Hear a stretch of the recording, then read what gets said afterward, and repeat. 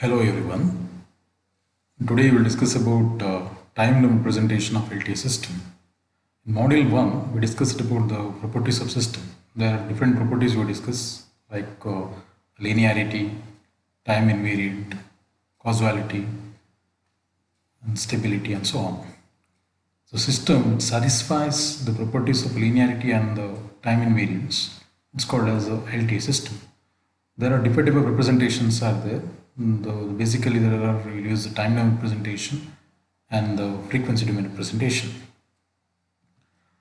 So time domain representation of LTI system. Basically the system is represented in terms of block diagram. Here in this case the discrete time system is represented with input is x of n and the output is y of n, and the system transformation operator is given by t. So the y of n is given by t of x of n. Now the type of time domain representations are impulse response representation, block domain representation, differential and difference equation representations. So in your syllabus we are going to discuss about the impulse response representation. So impulse response representation means basically we'll consider the input as impulsive. This x of n is input that is excited to a system, results in output. That type of output we will call it as impulse response. So input is impulse, then the response of the system is called as impulse response. There are two types of systems. One is discrete time system, another one is continuous time system. For a discrete time system, the impulse response representation we'll call it as a convolution sum, whereas for a continuous time system we'll call it as a convolution integral. So now we'll discuss about the derivation for a convolution sum. So I represented the system here with input is x of n and output is y of n, and the transformation operator is t. So the y of n is equal to t of x of n. Now consider the input, the x of n with its samples from -2 to +2.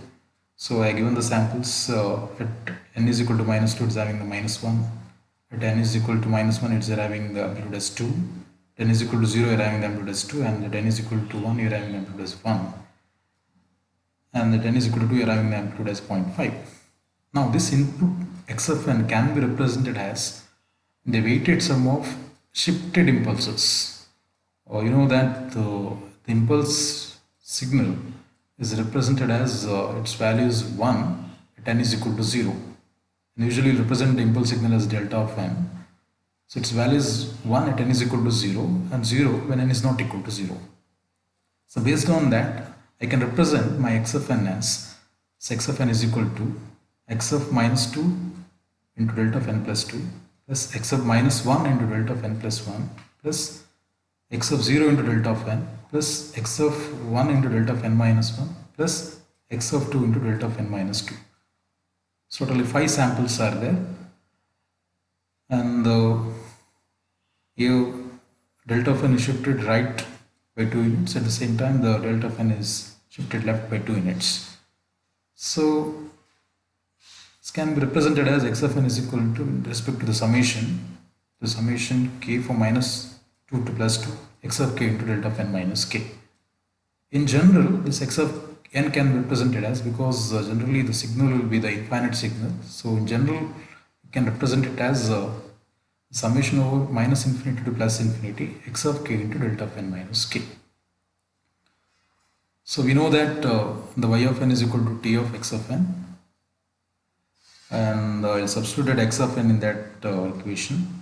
So t of summation over k is from -infinity to +infinity x of k into delta of n minus k. Now I'll interchange that and I'll consider that the system operator inside the summation. So you know that when the input is delta of n, its impulse response is h of n. Now the input, if I'll consider delta of n minus k, that is the shifted impulses, then output will be h of n minus k. So therefore the t of delta of n minus k is equal to h of n minus k. So therefore my output y of n equation will be the summation of minus infinity plus infinity x of k into h of n minus k. The above equation is called as convolution sum, and we can represent it as y of n is equal to x of n star h of n, where star is the convolution operator. So for a convolution operation, basically it requires two signals. Here we'll consider the two signals as one is x of n, other one as h of n. So next we'll discuss how to solve the problems on convolution sum. So in the problems they will give you two signals. One is x of n, other one is h of n, or they can present it as x1 and x2 also. So here to perform the convolution operations, use the equation y of n, that is y of n is output here and x of n is my input and h of n is impulse response. So with respect to the summation, we will write the equation as y of n is equal to k from minus infinity plus infinity x of k into h of n minus k. Now the steps to solve the problems in convolution sum. So in the problem we specified x of n and h of n. So the first step is still to plot x of k and h of k is by replacing the variable n by k. So usually the independent variable will be n. Now you would replace that independent variable n by k. And the second step is the time reversal operation, because in the equation, y of n equation, we are having h of n minus k. To plot h of n minus k, first I need to plot h of minus k. So we will perform a time reversal operation, that is h of k is folded or reversed by to h of minus k. Then I will shift the signal h of minus k with respect to the variable n. So either it will be a left shift or it will be a right shift. So basically we will shift the signal from left to right. So then fourth step is to multiply the two signals x of k and h of n minus k based on the overlapping condition. When there is an overlap, you have to multiply the signal and you will get the output. When there is no overlap, output will be 0. And the final step is we'll add x of k and h of n minus k, and because we are using a summation operator over there, based on the limit we'll add the signal. So finally we'll get y of n and we'll plot that y of n. So these are the steps steps to solve the problems related to convolution sum. Now we'll discuss one problem. Find the convolution of the signal x of n is equal to alpha to the power n into u of n with the signal h of n is equal to u of n, and the absolute value of alpha is less than 1. So here to solve the problem, so I have to find out the convolved signal, that is y of n. So y of n is equal to x of n star h of n. So I write the equation. The convolution sum equation should be given by y of n is equal to the summation over minus infinity plus infinity x of k into h of n minus k. Now the first step is I have to plot x of k and h of n minus k. So given x of n and h of n is given, so replace the variable n by k. So here the alpha is less than 1 they given. So basically it is a decaying exponential signal, decaying discrete time signal. So x of k, if I plot the signal, x of k is equal to alpha to the power k, alpha to the power k into u of k. So u of k is defined for k is greater than or equal to 0. Its value is 1 and k is greater than or equal to 0. Its value is 0 for k less than 0, the unit step function. So the signal 1 is your x of k. Similarly, you have to plot h of k. So h of k is equal to u of k now. So u of k is defined, its value is 1 for k is greater than or equal to 0, and 0 for k less than 0. So h of k is equal to u of k.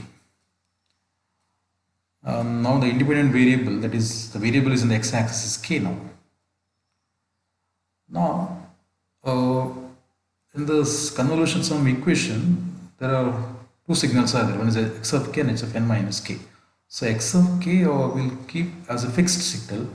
The h of n minus k, the second signal, will shift from minus infinity to plus infinity. To obtain h of n minus k, first I'll draw h of n minus k at n is equal to 0. That is, when I'll substitute n is equal to 0 in that equation h of n minus k, then I'll get h of minus k. So the meaning is just reverse the signal. So reverse the signals or folding the signal. So you'll get h of n minus k at n is equal to 0. So the third signal is h of n minus k at n is equal to 0 there. And in the x-axis, that time index values you have to mention there. So now the signal is from minus infinity to 0. Previously it is from 0 to infinity. Now the signal is from minus infinity to 0. So at k is equal to 0, we just write it as a add n there. So 0 plus n, so you'll get n. Because other part is minus infinity, so it is minus infinity to n. Now to obtain the convolution, I have to multiply this x of k and h of n minus k. So to obtain y of n, I have to multiply the two signals x of k and h of n minus k. So I'll consider the different conditions now. The case 1, based on the time index value there n, it is when n is less than 0, the case 1, then n is less than 0, the signal, I'll compare x of k and h of n minus k, and with n is less than 0, you can observe with x of k and h of n minus k, when n is less than 0, the time indexed value. So there is no overlap between x of k and h of n minus k. So when there is no overlap, and one signal amplitude is 0, other signal amplitude is 1. So 0 is multiplied with 1, the answer is 0. So therefore the output y of n is equal to 0. So when n is less than 0, the output is 0. Now the second condition is when n is greater than or equal to 0. So when n is greater than or equal to 0, now I place this n which is greater than or equal to 0. Now if I will multiply x of k and h of n minus k, there is a overlap. So you can observe the overlap condition, that is from 0 till n there is a overlap. When n is greater than 0 there is no overlap. At the same time when it is less than also there is no overlap. So the condition is there is a overlap from 0 to n. So now the output equation y of n will be the summation of k 0 to n, so alpha to the power k. And then now u of k, what is the amplitude of u of k? It's 1. What is the amplitude of u of n minus k? Is 1. So u of k into u of n minus k, 1 into 1, it's 1. And the overlapping region is from 0 to n. That I would write it in a summation. So k is equal to 0 to n, alpha to the power k. Now we'll use the standard equation, that is the finite series summation expression. That is when n is equal to 0 to n, alpha to the power can be given by 1 minus alpha to the power n plus 1 divided by 1 minus alpha. So if I'll substitute that in this equation, then I'll get the answer as 1 minus alpha to the power n plus 1 divided by 1 minus alpha. So this is my final answer. So when n is less than 0, the output is 0. When n is greater than or equal to 0, answer is 1 minus alpha to the power n plus 1 divided by 1 minus alpha. So there are three types of problems are there. One is in terms of the convolution sum. So generally based on the signal, generally you'll consider two infinite signals. And the second type of problem is one is finite, another one is infinite. And third type of problem is both are finite signals. So when both the signals are infinite, generally there will be the two conditions. two conditions. When it is